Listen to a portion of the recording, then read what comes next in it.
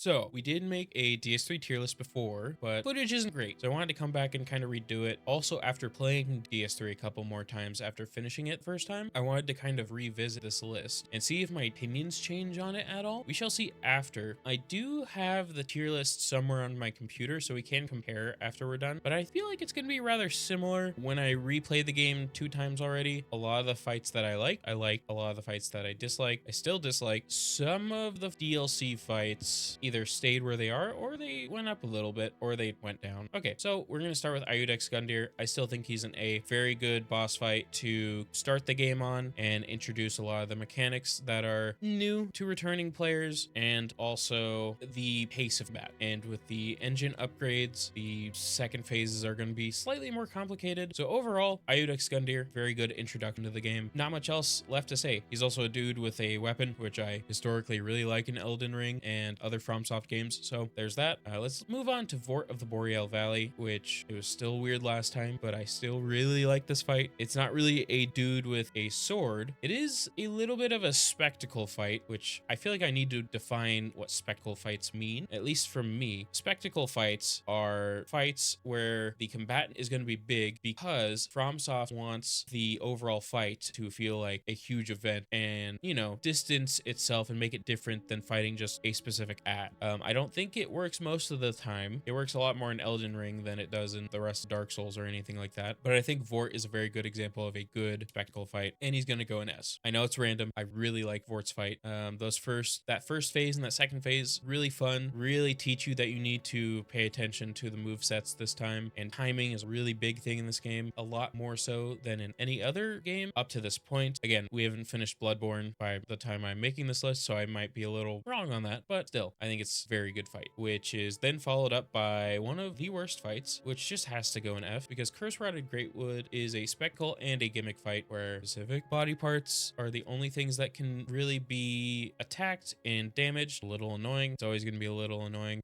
but ultimately, it's just annoying when you come back to this game, and if you don't fight him, you're not going to be able to make any boss weapons, which is extremely annoying. I wish, why is that a thing? And then also finding out this is an optional fight really miffed me the first time. Like, I was going to fight him either way, but the fact that you don't have to fight him is just really annoying. And I feel like this is the major problem with that Undead Settlement area, is it does not point you really well to where you're supposed to go after this point. So you always get a little stuck around wherever Curse Rotted Greatwood is. We've just made it really simple if you make him the mandatory fight for this area to get to the next, but whatever.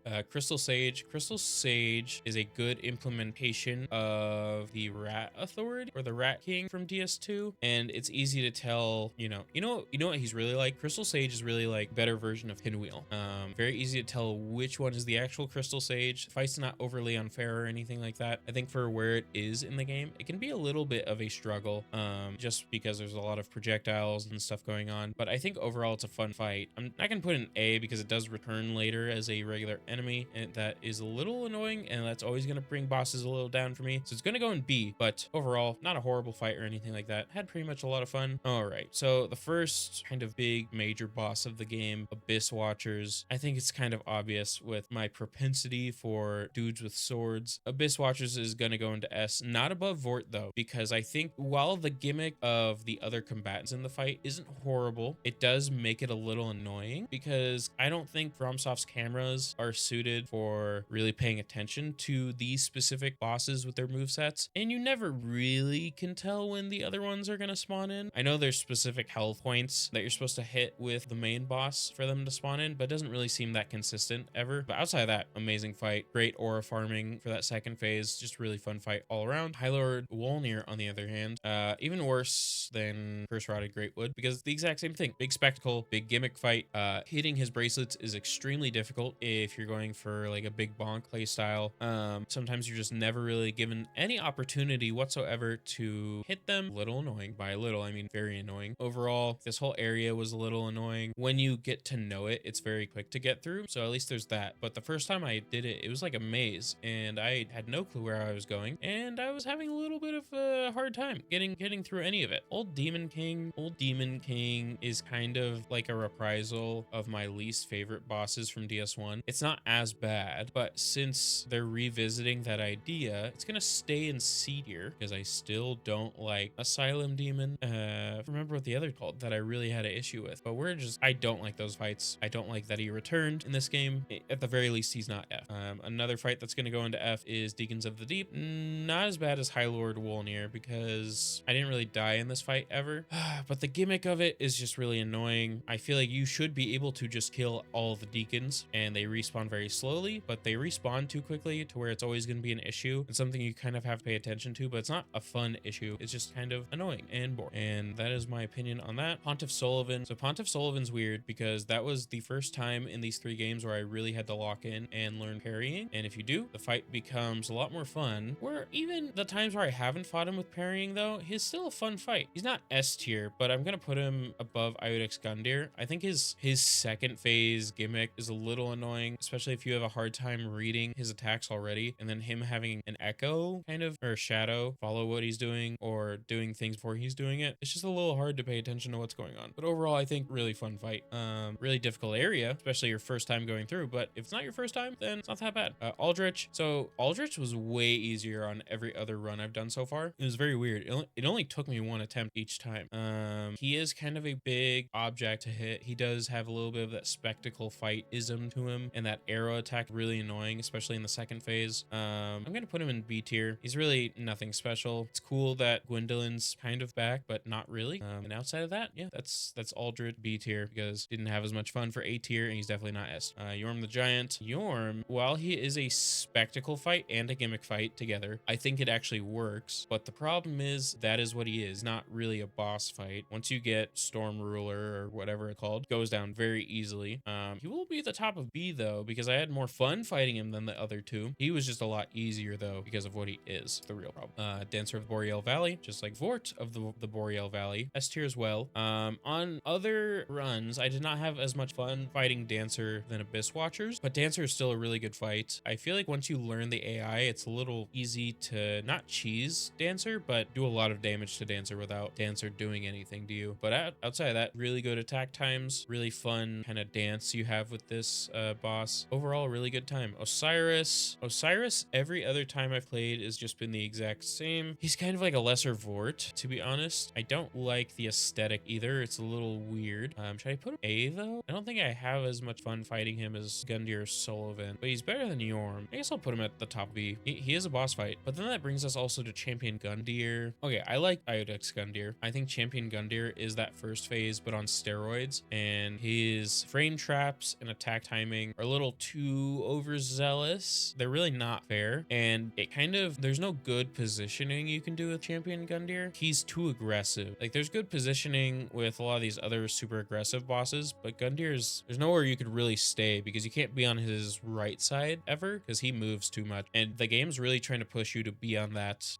his left side, but you're going to get hit from his shoulder and his leg attack, so you're not going to have a good time, and it's just going to be very, very annoying. So overall, he's not, is he a C tier? He honestly might be. He's better than Old Demon King, but I feel like I don't have as much of an issue with these bosses as Champion Gundyr. Again, it might be a skill issue, but overall, I think he's just not a fun fight, just to put it plainly. Like every single time I've replayed since that first playthrough a couple weeks ago, I don't like revisiting this guy. Kind of similar situation with Dragon Slayer armor. He's better than old Dragon Slayer in DS2, but I think the shield is just too big. I think that shield's hitbox is a little too encompassing, and that's really the only problem I have with the fight, because outside of that, like if he didn't have the shield, he would be a slightly easier boss. He becomes a little too unfair. I think though he's gonna be the bottom of B. That first go around though, it was so cold. I don't know why it was so difficult, but it was just really, really hard and not a fun fight first go around, but every time after that had a lot of fun with him. Lothric and Lorien.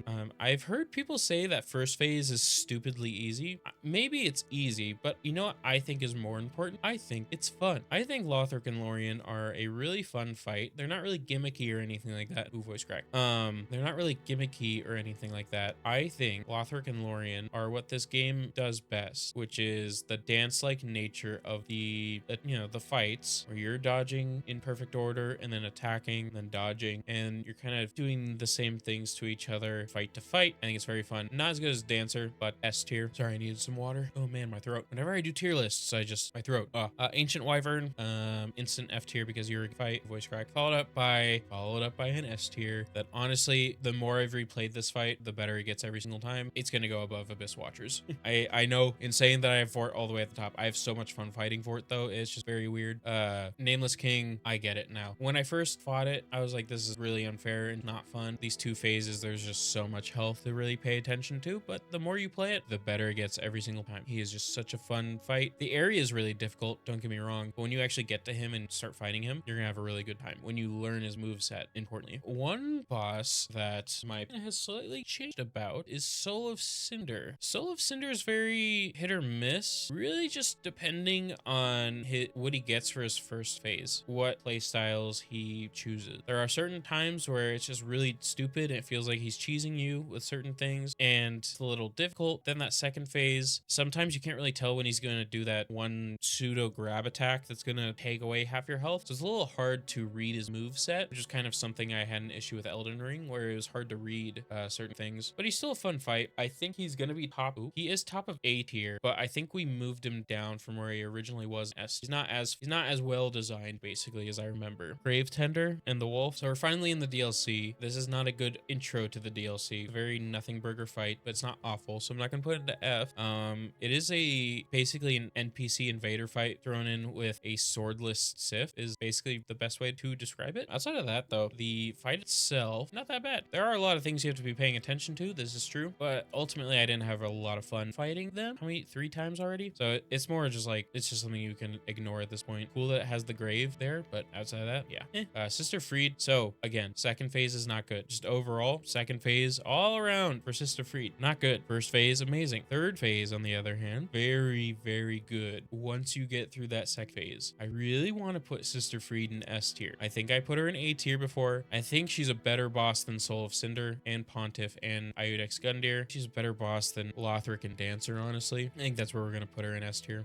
That first and third phase are really good, and if those were the only 2 phases, she would probably be neck and neck for Nameless King, but that second phase just brings her down. It's really annoying. It's a really good reveal the first time. Demon Prince, not a welcome fight. Let me put it like that. Every other time that I've done it, again, 1 to 2 1 to 2 tries. The gimmick of it is a little difficult to read, and basically having something that's like Vort running around, but then another thing that you need to pay attention to, not great. I think I'm gonna put it under Osiris. No, under Yorm, because I didn't have as much fun as Yorm with Demon Prince. Let's do Half-Light. Half-Light, every single time, it's always been a very bad player for me. So I don't know. It's a gimmick fight that I can't really have an opinion on too much. I've heard the actual fight itself is really bad, so I'm gonna put him in C because he can't be as bad as these things. But Dark Eater Midir. I've continued to have a bad time with Midir every single time I've fought him. I've learned his moveset. He's just not fun to fight, guys. He's just not fun to fight at all. Yeah, throw your tomatoes or whatever. I'm really tempted at just putting him at the top of F because he is way too difficult for difficulty's sake, especially after fighting Bale. Midir just pales in every way. He's not fun. He makes you angry. He wants you to stop playing the game. He's completely optional. I have to put him at the top of F. I hate this boss so much. I think he's like technically well designed, but just well designed to make you angry. Whereas I feel like Gale, on the other hand, is difficult in the sense of, hey, this is probably the end of the game for you. Let's have like a final boss. Gale is really fun. I don't think he's as fun as Nameless King for me. His 3 phases go crazy and his attack patterns and such are really fun to learn, but overall I feel like I still have a better time with the other 2. So yeah, that is my opinion on TS3 bosses.